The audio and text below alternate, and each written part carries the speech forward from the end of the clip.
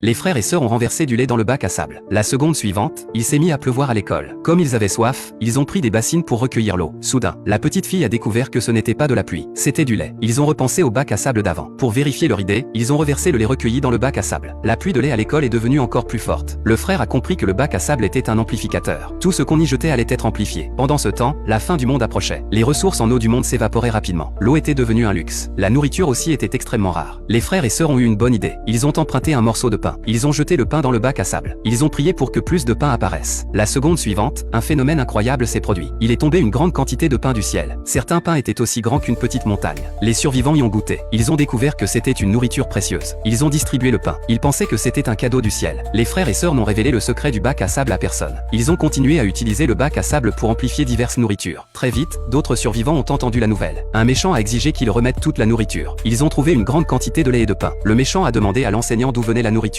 Les élèves ont dit qu'elle tombait du ciel. Mais le méchant n'y a pas cru du tout. Le chef a ordonné à ses hommes d'intimider les survivants de l'école. Les frères et sœurs ont immédiatement couru vers le bac à sable. Ils ont pris un mégaphone et ont crié dans le bac à sable. Cette scène les a effrayés. La sœur a dit qu'elle était la gardienne de l'école. Alors elle a pointé une lampe de poche vers le bac à sable. À ce moment-là, une lumière a éclaté dans le ciel. Les méchants ont été terrifiés. Ils ont fui immédiatement l'école. Ensuite, un traître a dit que quelqu'un avait effrayé les autres avec une lampe de poche. Le lendemain, les méchants sont revenus. Ils voulaient voler toutes les provisions. Le frère a essayé de les arrêter, mais il a été attrapé par les méchants. La sœur a couru vers le bac à sable. Elle a commencé à jeter des pierres dans le bac à sable. Cette fois, des météorites sont apparus à l'école. Sous le contrôle de la petite fille, les météorites tombaient seulement près des méchants. Les méchants ont été punis.